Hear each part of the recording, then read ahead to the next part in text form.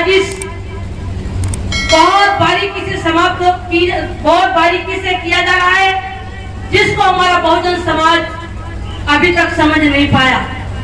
साथियों, जब मैंने एहसास किया कि हमारा भारत का संविधान और संविधान में दिया गया कानून हमारे अधिकारों को खत्म किया जा रहा है, तो आप लोगों ने देखा होगा कि सड़क से लेकर सदन तक बहुजन समाज की आवाज को मैंने बुलंद करने का कार्य किया।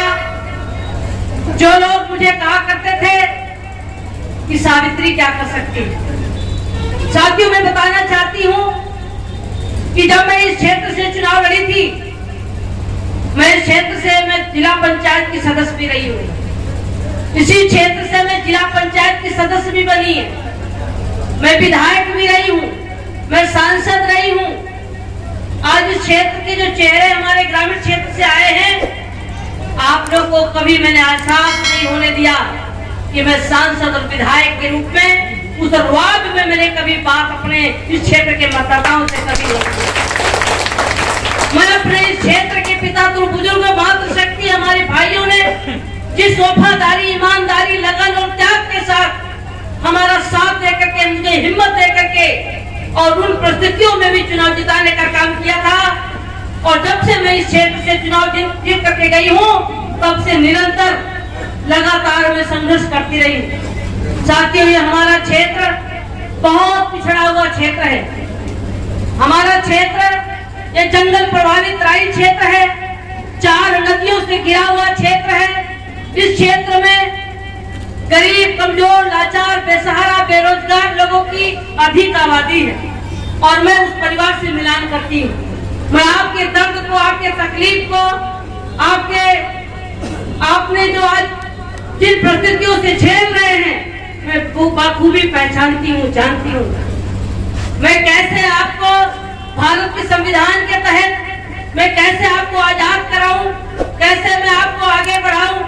हर व्यक्ति की ये चाह है कि हम आगे बढ़ें, लेकिन आजादी से लेकर अब तक तमाम सरकारें आई और गई, लेकिन जो बहुजन समाज जो चाहता है, जो बहुजन समाज के लिए संविधान में व्यवस्था है, जो कानून है, जो अधिकार है, जो आपकी आजादी है, वो आजादी आज तक नहीं मिली। बल्कि इस आजादी को छीनने की पूरी तैयारी हो रही है। हमारे बहुजन समाज की आजादी को छीनने की पूरी तैयारी हो रही है। साथियों, जागो, और आपको जगाने के लिए मैंने अपना सब कुछ न्यौछावर कर दिया है। आप मुझे भली भांति जानते हो।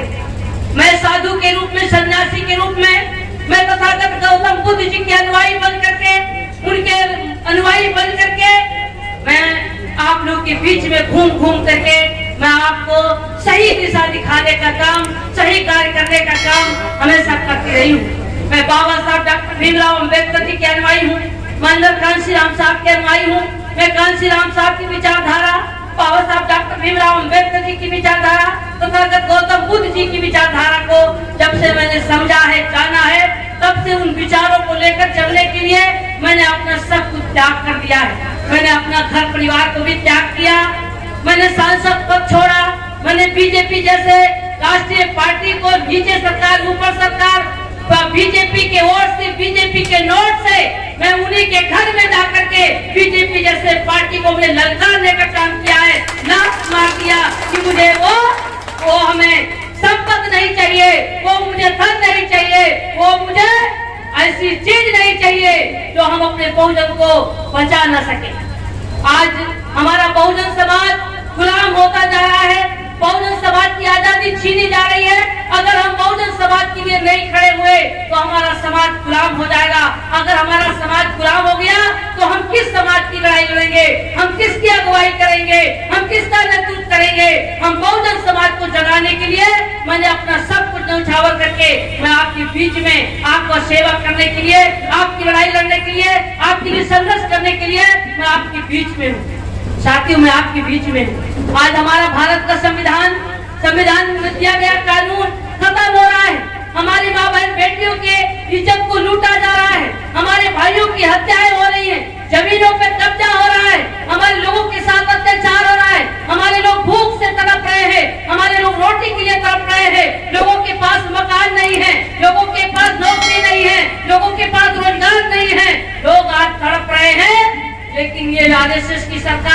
ये बीजेपी की सरकार ने भारत के बहुजन की जो आजादी छीनने का काम किया है, साथियों आपको एहसास नहीं हो रहा है, लेकिन मुझे एहसास हो रहा है, आपको भी पता नहीं है। मैं आपको बताना चाहती हूँ कि 2017 में मैं 2014 में चुनाव जीत करके गई।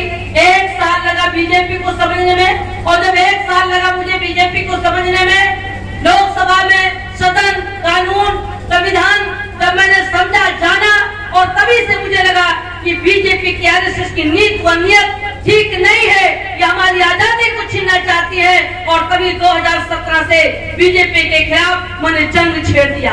और जब मैंने लोकसभा से लेकर सड़क तक, जब मैंने सदन में आवाज उठाया, सड़कों पर जब आवाज उठाया, तब लोगों को भरोसा नहीं हो रहा था कि सावित्री सही कह रही है। लेकिन जब बहुजन की आजादी छीनने लगी, तब लोगों को एहसास हो रहा है, जब आरक्षण खत्म हो रहा है, पिछड़ी जातियों का आरक्षण जो 27% दिया गया, उस आरक्षण को सुप्रीम कोर्ट का सहारा लेकर के आरएसएस की सरकार ने, सुप्रीम कोर्ट के सहारा लेकर के वहां से जज बोलते हैं कि जो पिछड़ी जातियों का जो आरक्षण है, आरक्षण का कोई मौलिक अधिकार है ही नहीं, सुप्रीम कोर्ट ने खत्म कर दिया। ये पिछड़ी जाति जो लोग, पिछड़ी जाति के लोग जो कुर्मी, अहिर, सोनार, लोहार, कहार, निषाद, कांदू, तलवार, जो पिछड़ी जाति से आते हैं, जो मुस्लिम समाज में जो पिछड़ी जाति से आते हैं, जो इनको आरक्षण की व्यवस्था संविधान में दिया गया था, उस व्यवस्था को सुप्रीम कोर्ट का सहारा लेकर के ये बीजेपी की सरकार ने खत्म कर दिया। साथियों, जब मैं आरक्षण की आवाज उठाया, भारतीय संविधान बचाओ, आरक्षण बचाओ का जब मैंने आंदोलन शुरू किया था, तब लोगों को भरोसा नहीं था। लेकिन जब आरक्षण खत्म हो गया, तब लोगों को लगा कि सावित्री जो बोल रही थी वो सही बोल रही थी।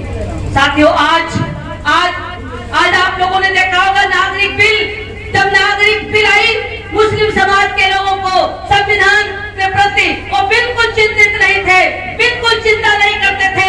लेकिन जैसे नागरिक बिल आई, उससे पूरे भारत के मुस्लिम समाज के लोगों के कान खड़े हो गए कि अगर भारत में हम सुरक्षित है तो संविधान के तहत सुरक्षित है, हमारा संविधान सुरक्षित होना चाहिए। पूरे देश में आंदोलन करना शुरू कर दिया। साथियों, आज कृषि कानून बिल आ गई। साथियों, आज कृषि कानून बिल आ गई। कृषि कानून बिल के बारे में हमारे बहुजन समाज के लोग नहीं जानते हैं, या अनुसूचित जाति के लोग, या पिछड़ी जाति के लोग, या जनजाति के लोग, या मुस्लिम समाज के लोग, ये हमारे लोग ये कृषि कानून बिल के बारे में नहीं जानते हैं। आपका कृषि कानून बिल जो आई है, जो आपके पास जमीन है, जो 2 बीघे जमीन, 3 बीघे जमीन, 4 बीघे जमीन, 5 बीघे, 10 बीघे, 15 बीघे, 20 बीघे जो जमीन है, ये जमीन आपकी छीन ली गई। ये भी आप लोगों को एहसास नहीं है, ये जमीन आपकी छीन ली गई।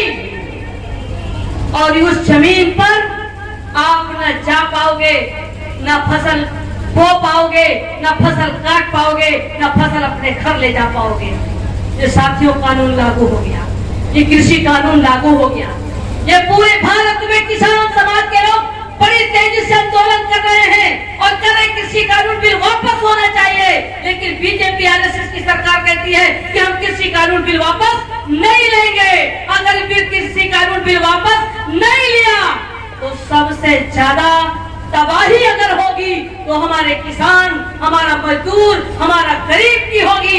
ये हमारा गरीब, कमजोर, लाचार, बेसहारा लोग जो आज 85% लोग जो गांव में रहते हैं, जिनका गांव से गुजारा होता है, 2 बीघे, 4 बीघे, 10 बीघे, 20 बीघे खेती है। कुछ लोग अधिया बटैया लेकर के अपने साल भर का खाना अपने घर में टहनी में भर करके रखते हैं और शान से पैंट शर्ट पहन करके पूरे जिला और प्रदेश और रिश्तेदारी में घूमते हैं कि खाने की चिंता में नहीं है।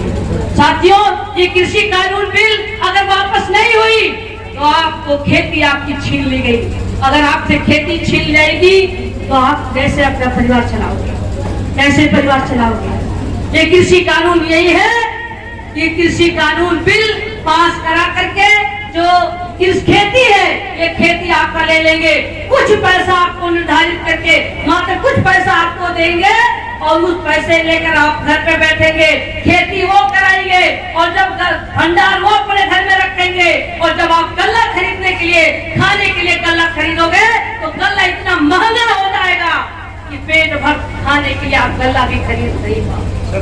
आज आप लोग देख रहे हो, आज 200 रुपया कड़वा का तेल है, आज 100 रुपए किलो अरहर की दाल है, 50 रुपए किलो चावल